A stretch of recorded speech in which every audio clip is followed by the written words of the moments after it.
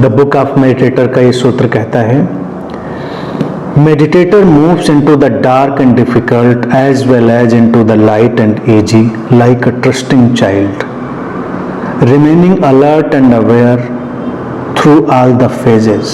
He remembers that any situation, good or bad, beautiful or ugly, success or failure, pleasure or pain, has to become an opportunity to meditate. अर्थात ये सूत्र कहता है कि जो ध्यानी है वो कठिन और अंधकार से भरी परिस्थितियों में भी वैसे ही चलता है जैसे सरल और प्रकाशित परिस्थितियों में वो चलता है, एक आस्थावान शिशु की तरह, अपने भीतर पूरी तरह सतर्क और जागा हुआ, सारे बदलाव, सारी परिस्थितियों से गुजरता हुआ। वो लगातार स्मरण रखता है कि परिस्थितियां कैसी भी हों, अच्छी या बुरी, सुंदर या कुरूप, सफलता या असफलता से भरी हुई, सुख या दुख से भरी हुई, हर परिस्थिति ध्यान के लिए एक अवसर है, बन सकती है, उसे ध्यान के लिए अवसर बनाया जा सकता है।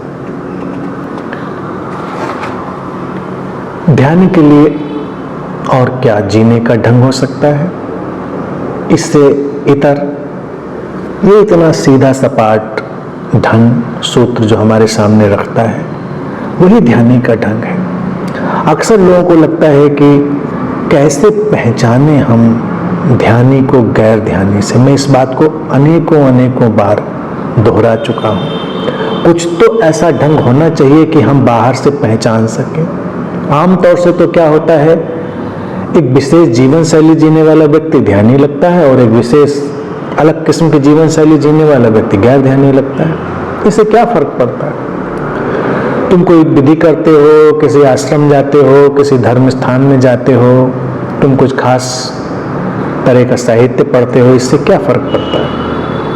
मूल बात है ध्यानी की, और ध्यान की वही जो चीज है उसकी जो सार में निकली हुई बात है वो यही है कि ध्यानी कठिन परिस्थितियां, अंधेरे से भरी हुई परिस्थितियां, उनमें भी सरलता से आगे जाता है, वैसे ही जैसे वो जब सबको जीवन में सरल होता है, प्रकाशित होता है, तब चलता है और अपने अंदर एक आस्था रखता है। इसी को कहते हैं आस्थावान शिशु की तरह। एक आस्थावान शिशु क्यों? शिशु निर्दोष चित्त का प्रतीक है।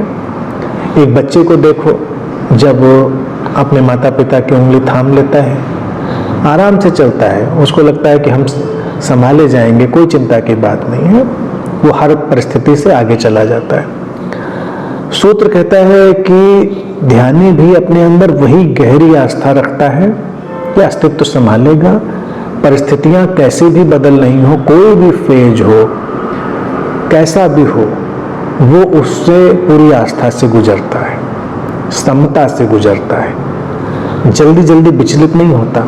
अब गैर ध्यानी कौन हुआ?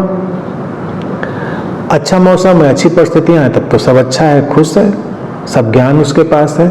परिस्थिति खराब हुई, सारा ज्ञान उसका बह गया, सारा रंग रोगन उतर गया और वो बस विचलित हो गया। ध्यानी इतनी सहजता से विचलित नहीं होता, वो समता में जीने का प्रयास करता है। सूत्र आगे कहता है कि जीवन की कैसी भी परिस्थिति हो, सुंदरता से भरी, कुरूपता से भरी, सफलता से असफलता से भरी, पीड़ा से भरी, सुख से भरी, सफलताएं आती हैं जाती हैं, असफलताएं आती हैं जाती हैं, जीवन के उतार चढ़ाव सब अपने ढंग से बीतते रहते हैं। ध्यान उसमें क्या अंतर्दृष्टि लाता है कि हर परिस्थिति ध्यान का एक अवसर है, उसको जागरण का उपाय बनाया जा सकता है, बोध को जागृत करने का उपाय बनाया जा सकता है। और अगर ये अंतर्दृष्टि ना विकसित करी जा सके तो अलग से कोई उपाय काम आ जाए, ये सर्वाधिक कठिन बात है। जीवन की ही किसी भी परिस्थिति को हमें ध्यान पूर्ण बना लेना है, ध्यान में, ध्यान के अवसर में उसे ढाल लेना है। जब ये जीवन शैली लेकर हम चलते हैं तभी ध्यान की जो वास्तविक उपलब्धि है, सिद्धि है कि सतत ध्यान हो, सतत होगा तभी जब जीवन की हर परिस्थिति में हम उसको अवसर की तरह निकालेंगे। अब अवसर में हम निकालेंगे क्या? परिस्थिति में हम कोई आंख बंद करके तो नहीं बैठ जाएंगे कि आंख बंद करके बैठ के कोई क्रिया और विधि करने लगे, हमने उस परिस्थिति का उपयोग कर लिया। उस परिस्थिति में हमने अपने केंद्र को खोया कि नहीं खोया, हमने अपनी सजगता को खोया कि नहीं खोया, हमने अपनी करुणा को खोया कि नहीं खोया, हमने अपनी प्रसन्नता, शांति, संस्वरता को खोया कि नहीं खोया, अपने प्रेम को हमने बचाए रखा या कटुता से भर गए, ये सब देखना है। अगर हम हर परिस्थिति में अपने प्रेम को बचाए रखते हैं, अपनी करुणा को बचाए रखते हैं, अपनी संवेदनशीलता, सजगता को बचाए रखते हैं, शांति, संस्वरता, प्रसन्नता को बचाए रखते हैं, तो ध्यान बन गया, परिस्थिति ध्यान में बन गई। विचलित हो गए, हम सब बिखराव से भर गए तो हम चूक गए। तो यही ध्यान का सार है। तो ध्यानी इसीलिए जीवन के सारे उतार चढ़ाव, इसीलिए सूत्र कहता है हर फेज से वो ऐसे ही समता से गुजरता है। तो इस समता से, इस सम्यकत्व से गुजरना जीवन की हर परिस्थिति से, ये ध्यानी के लिए सीखना अनिवार्य है।